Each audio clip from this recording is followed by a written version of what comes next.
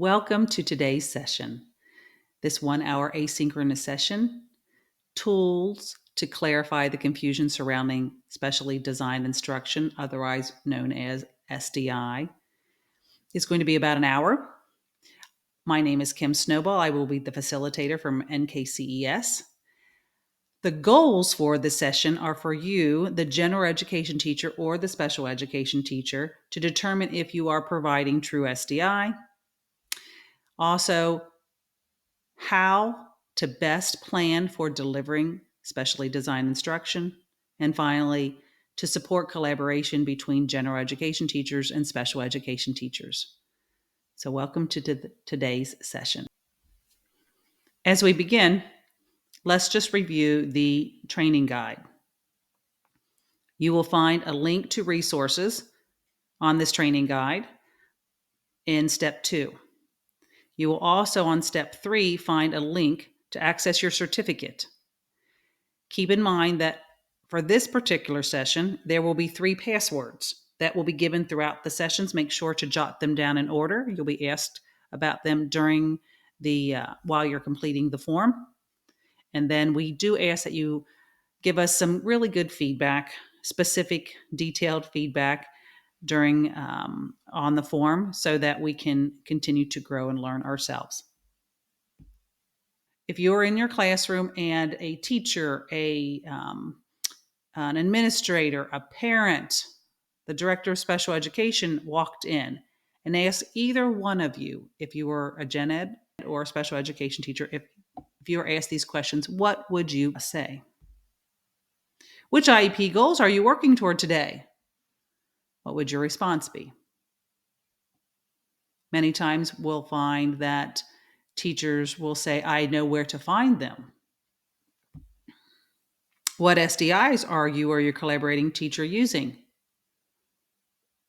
Sometimes we find that our gen ed teachers may refer to this special education teacher to answer this question, but it's a question that both teachers need to have an answer to. Remember, specially designed instruction, and we'll talk about this later, is initially delivered by the special education teacher, but it is supported by a general education teacher in a collaborative setting. So both teachers need to be aware and to be working toward that same goal. What if you're asked, how effective is that specially designed instruction currently being implemented? Is it working?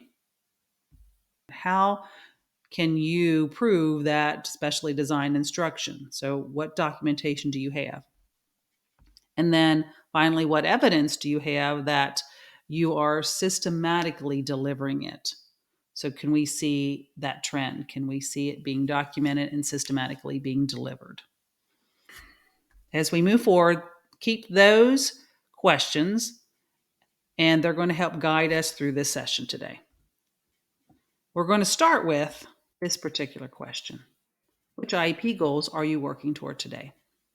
Many times when asked about this question, we know where to access it, but to recall specific students' IEP goals, that's a lot to learn at the very beginning of the year. And so many times teachers will say things like, I know the accommodations. I have created a form to help me remember the accommodations that each student will receive. And this is general education teachers and special education teachers. But the goal sometimes gets lost, and sometimes it's shared in snapshots.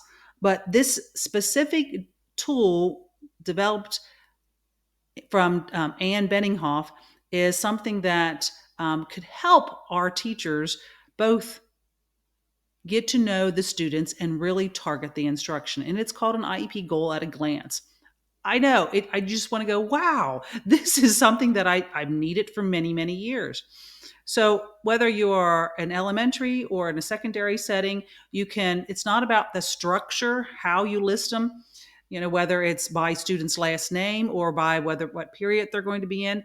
But when you're designing your lessons, you need to be thinking about the student's IEP goal, because without knowing the goal, how can we support instruction that's going to help reach that goal. That is a big aha.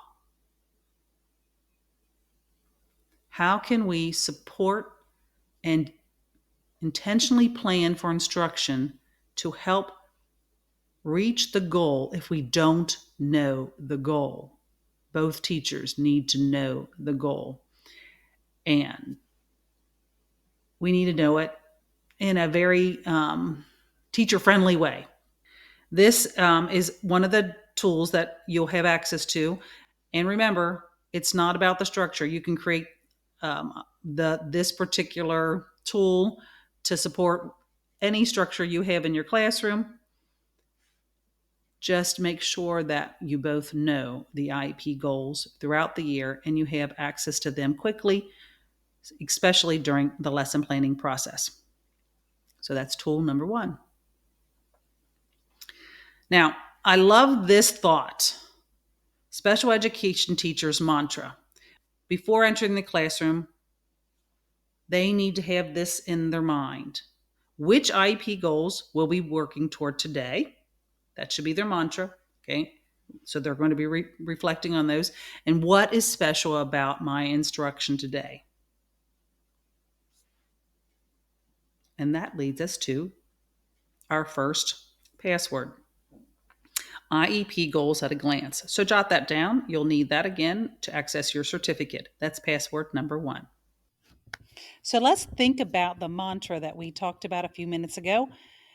What is special about the instruction I'm going to be bringing today? And that's where we're going to be diving into the rest of this session. These questions were part of the beginning. What SDIs are you or your collaborating teacher using? How effective is the SDI currently being implemented? How is SDI being documented? And is there evidence that we're systematically delivering it? All these questions should be something that you or your collaborating teacher should be able to answer at any given time. We want to build some clarity, so let's move forward in addressing the biggest question. What is SDI? What is SDI? Well, in order to answer that, we're going to dive into some of the official questions, but then we're also going to look at some of the resources that we have available up to date, and then look at some additional resources that just came out, as well as we're going to look at some upcoming resources that the task groups in our state of Kentucky will be releasing. When we define SDI, it is how the teacher adapts the content, the methodology, or the delivery of the instruction. The content, how the instruction or the delivery of the instruction, and it's done to address the unique needs of a student with a disability.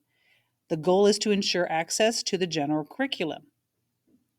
It's really what the teacher does. It's not something you give the students, but it's something the teacher does. So you should see something or hear something different when SDI is being delivered. We have an IEP guidance document that actually it's officially called the Guidance Documents for Individual Education Program, the IEP, and it was just recently reviewed in 2019. Within this document, you have a lot of different definitions and clarity. But even with these revisions, we still have teachers that are struggling. And so what we want to do is we want to look at some other additional resources to help clarify the confusion, because you still may be confused. One piece that I want to make sure that we address is that SDI is not an accommodation. Accommodations are not SDI. Many times, general education teachers focus on those accommodations. Many times, special education teachers focus on those accommodations, but those are not SDI. So we have this IEP and lesson plan development handbook.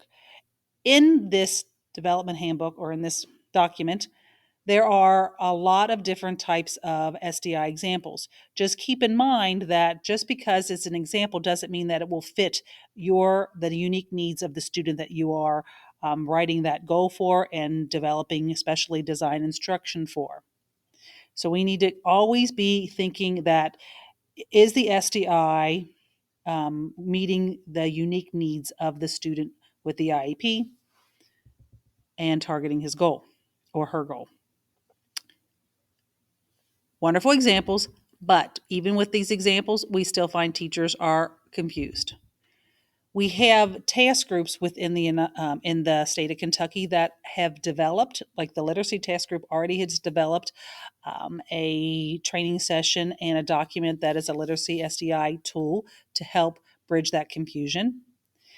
The math task group is currently as this is being released in 2022. Math SDI tool is actually coming soon, so you might already see that out. So check to see if that's available. We have also lists that we consider the KDE short charts adapted from the IEP and lesson plan handbook. And so with this, we tend to sometimes even see language in there that creates a barrier. So it says explicit instruction, and it used to be where teachers used to write SDI as just explicit instruction. But we now know we need to know, what is the explicit instruction in? There are evidence-based practices that are good for all students that are in the classroom. And if it's good for all students, then is it truly special? But within these EBPs, we also see the language of explicit instruction to help teach, in this third bullet, teach social skills and academic skills. We have also, for promoting a positive classroom climate, we have a token economy, but we see that when we're looking for specially designed instruction, we see explicit instruction here, but we also see in the KDE short charts, there's scaffolded instruction in token economy. There is confusion about specially designed instruction, and it's because it's elusive in how it's developed. Sometimes people want a list and say, this is what I'm going to do, but it has to be through that lens.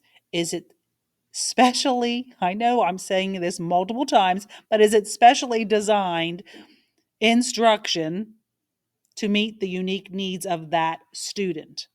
So we need to make sure we're looking at the student and their performance, their present levels, and their unique needs.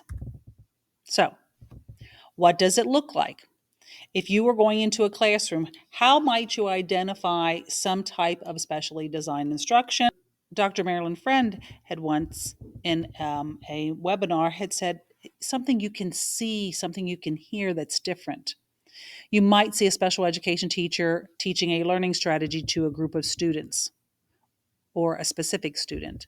You might see a special education teacher supporting a self-regulation strategy. You might see two teachers, a special education teacher and a general education teacher, teaching replacement behavior for students with behavior intervention plans.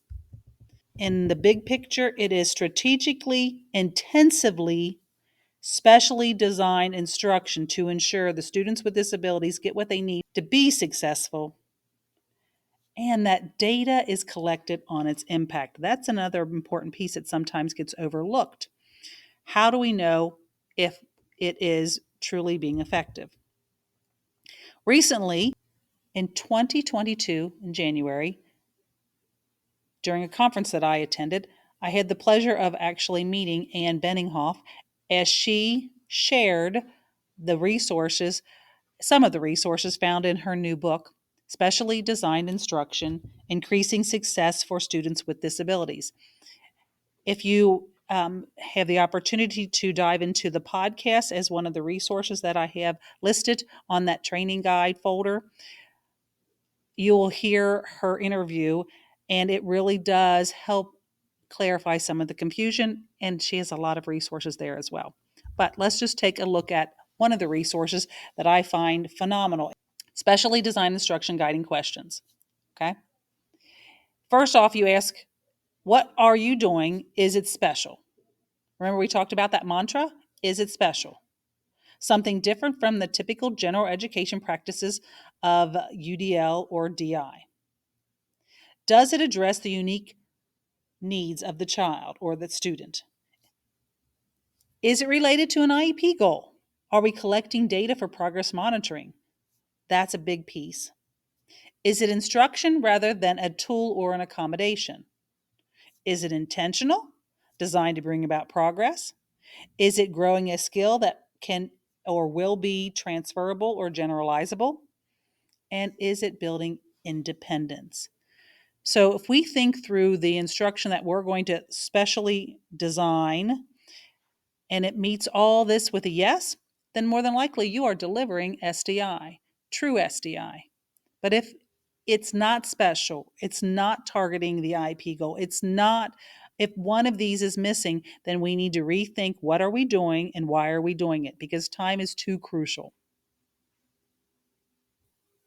So we're going to take some time right now, and we're actually going to look at a student's IP goal, and we're going to determine using those guiding questions whether we truly are delivering SDI, or it might need to be tweaked, or our practices may need to be shifted. Okay, so here is our student, the student's IEP goal. Sorry. This student will demonstrate skills for success by following the teacher's verbal directions. This is going to be, like whether they're cleaning their area up, putting personal items away, completing these classroom routines. And so the special education teacher provides services to the class. Okay? This is what she does when she's there, or he's there. Special education teacher comes in, makes eye contact before repeating the general education teacher's verbal directions. So she's repeating, paraphrasing. The special education models how to start the routine. Intentional, thinking through the students. Special education teacher verbally praises when the student with the disability begins. The special education teacher circulates around the room, but focuses on the student with disability more than all the other students, so she's checking the progress.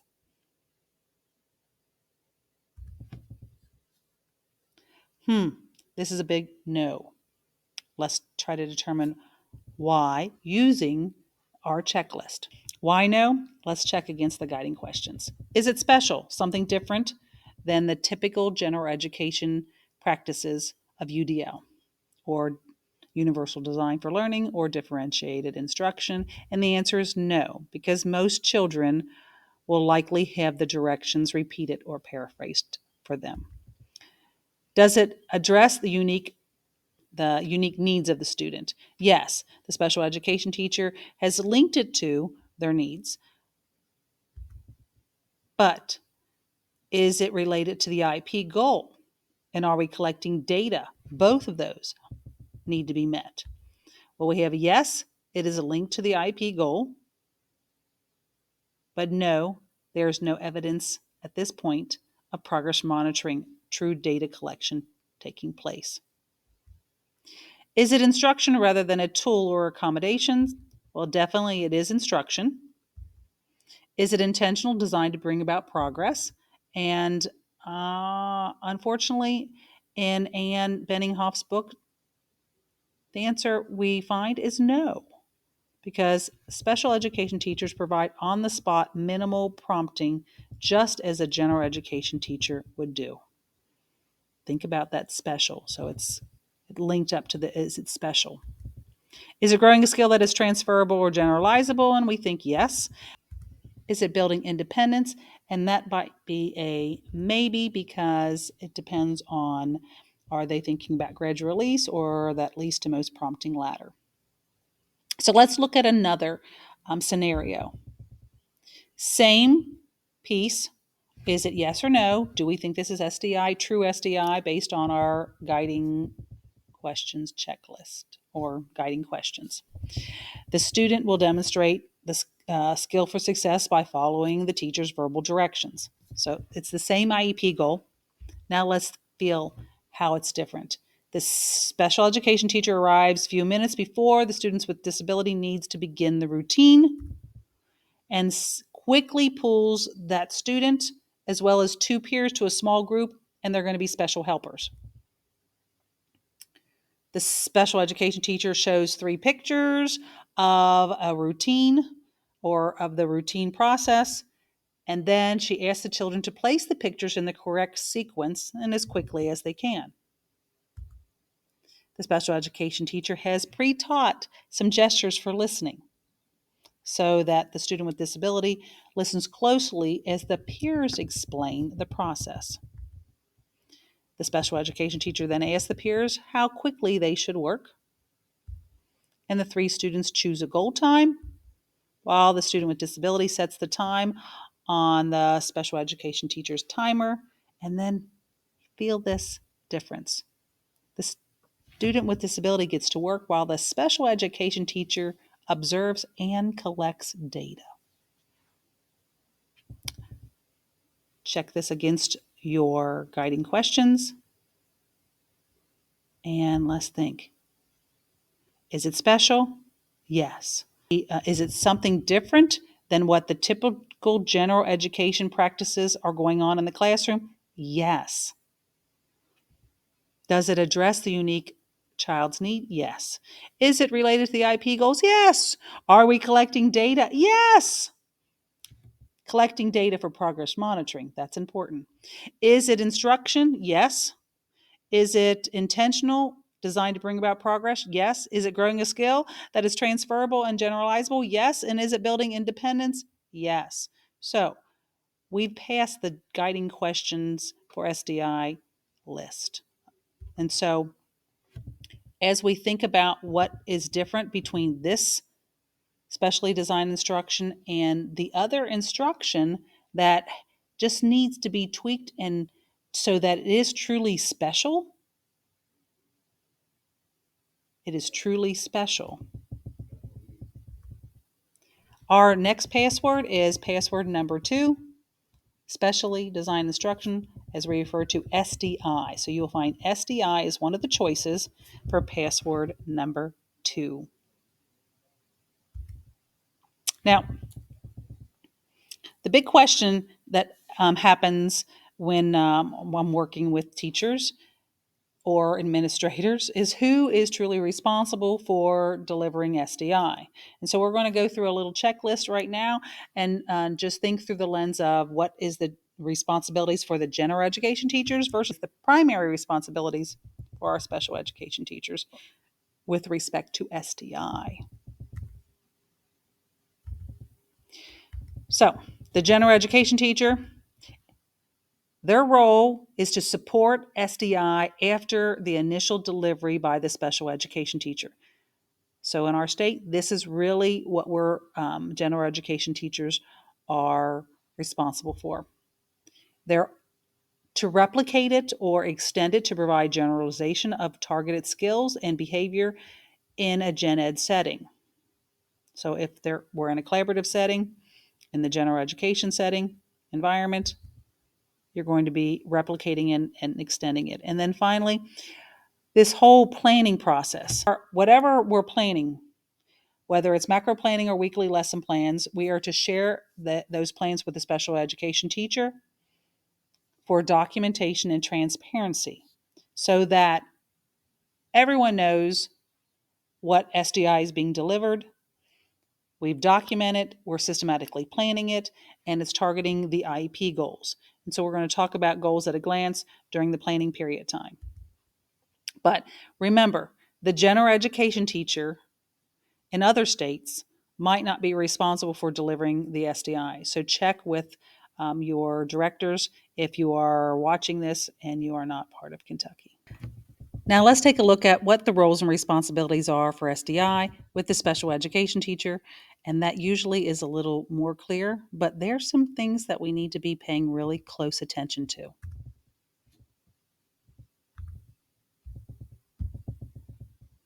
Special education teachers in general education settings need to remember they are there to deliver SDI, not to be another general education teacher. Your primary responsibility is to deliver the SDI. You are to purposely plan it, to intentionally deliver it, to carefully document it, systematically evaluate it, adjust it based on data. So specially designed instruction can be adjusted if it's not being successful, if it's not bringing about the change and helping students reach their IEP goal, then it is part of that IEP process and the ARC meetings that will help when we need to adjust SDI or change it altogether. So let's go back to the questions. How is SDI being documented? What evidence do we have that you are systematically delivering SDI? If a parent, if an administrator, if a fellow teacher came in and asked about SDI, would you be able to answer these questions? Actually want to help build a system that will help you build that clarity and that you can have answers to these questions. We're going to take some time now just to dive into a little bit about the planning and the documenting process for collaborating or co-teaching environments. So macro planning should include discussions of the IEP goal. And during this macro planning process, we're going to be able to document appropriate SDIs that we're going to be using and ways to incorporate them in the lesson.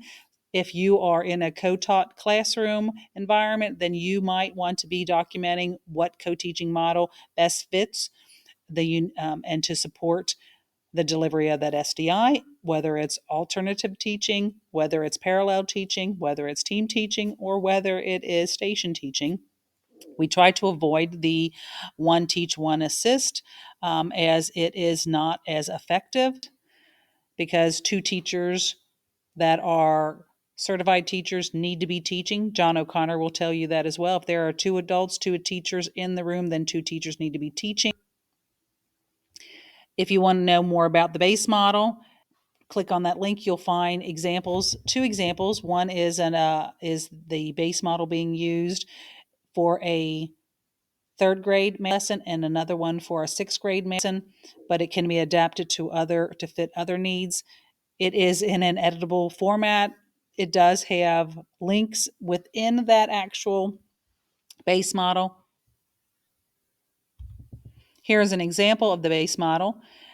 As you notice, there are many hyperlinks embedded within this document, but weekly lesson planning, we need to be thinking through that as well. Once we get down to weekly lesson planning, what are we going to be doing that week that we can purposely plan? And so she mentions that make sure you have time that you've pre-planned Monday, Tuesday, Wednesday, and then you could then continue to hard plan Thursday and Friday as you see how the week is going.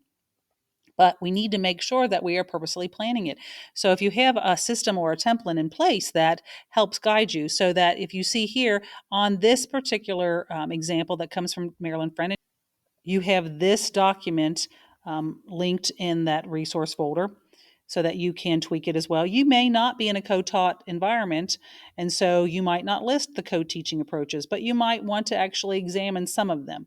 And so you should be thinking it through the specially designed instruction. You also should be thinking through the IEP goals. So you could take and add columns, but making sure that it is part of that conversation. One of the things that I absolutely love, Ann Benninghoff's resources from her Ideas for Educators, she's got a website. She has 7 steps for co-planning for specially designed instruction. It's also found in her book, the new book that she has released this past year in 2022. On page 48, she has these same 7 steps and then gives some detailed explanations of what they look like. We're going to just take a brief preview of them since she's already has them out on the website. And we want to just look at what types of questions that we should be generating. We're going to go through that as well. So let's start with the planning steps for SDI. There are 7 steps. First off, I recommend, and so does she, that you take these 7 steps and you print them out and you have them with your lesson planning process. This is an important piece to making sure you're staying on point.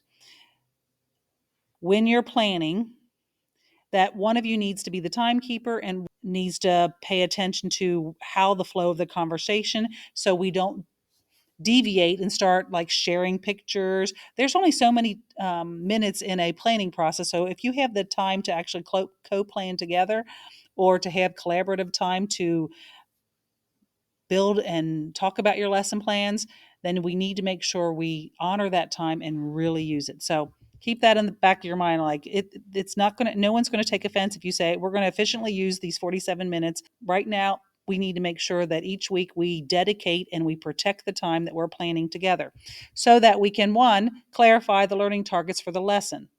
Two, we can pinpoint the difficult moments students may experience. That's looking for strategies to support and analyze and support those struggles.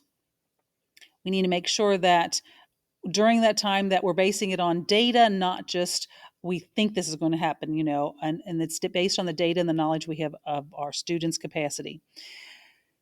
We need to make sure that we're choosing IEP goals to address during that lesson. We talked about that at the very beginning, that whole thing of my mantra. What IEP goal am I going to be addressing when I walk into this collaborative setting?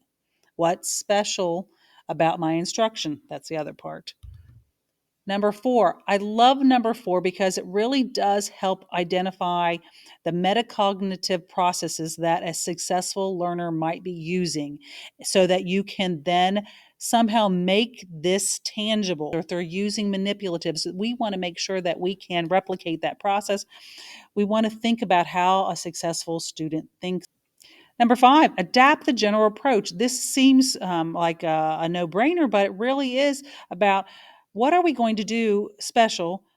Are we going to pre-teach? Are we going to be targeting some type of tactile or manipulative? Are we going to use explicit instruction? Are we using chunking? So think about how we're going to adapt that general approach for that particular lesson. And then we're going to make sure that if there is issues with executive function, that we have thought this through.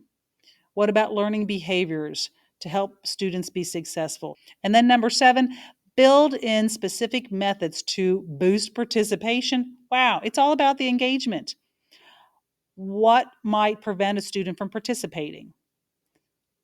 And if we think through intentionally, these 7 steps for planning SDI, then think how much more effective your lesson and that lesson is going to be to meet the needs of all the students in the classroom, but especially targeting the unique needs of the students with disabilities. I know, this is like a perfect world. Now, in addition to that, Anne also talks about these questions, lesson planning questions for incorporating specially designed instruction. And these are wonderful questions, can be printed on the back of those 7 steps, so that you bring this document to each and every lesson planning session. Things like what communication skills might challenge the students, what key vocabulary, what visual materials. There's so many things going on. If we can actually go through and just kind of briefly look through those and have those at our disposal, then our lesson planning process is so much more intentional than it's ever been in the past. And I would venture to say that you're going to feel that you are honoring the students and the purpose of you being in that classroom. Just in conclusion, I recommend getting this specially designed instruction, Increasing Success for Students with Disabilities, the new book that Anne has released in 2022, and the free resources. Go to her website, Ideas for Educators. She has so many free resources that are available in that little tab, but also other information. Like, she does do professional learning, but she also does podcasts. So access as much information so that we can clarify the confusion. That is our ultimate goal here. Now, macro planning is our password number 3, macro planning. So jot that down. As we conclude our session today, let's talk about or review the goals. Goal for you, a general education teacher or a special education teacher today, for this session was to determine if you were providing true SDI. So now you have that guiding question document to help you reflect on your practices. We also wanted to make sure that you had some way to best plan for delivering SDI. Think about macro planning. Think about those 7 steps for planning, as well as the questions to help support best practices as you're planning, whether it's macro planning or weekly lesson planning. The weekly lesson planning is an important piece, but make sure that you're being intentional. And then to support collaboration between general education teachers and special education teachers, that falls really under understanding our roles and responsibility as far as delivering SDI and within the classroom. Thank you for participating today. Let's go back to our training guide. You should have documented 3 different passcodes or passwords. Make sure you put them in order. There is 1 or 2 feedback form questions, and we'd like to get as much detailed feedback as possible so we can learn and grow. And remember to access the links on that for additional resources. There are a lot of them, especially Anne brings a lot in her website. So we're excited that you have those at your disposal now. Thank you again. Be safe, and remember, teaching is an opportunity to make a difference in this world. And so we look forward to all the differences that you make as you intentionally plan and deliver specially designed instruction.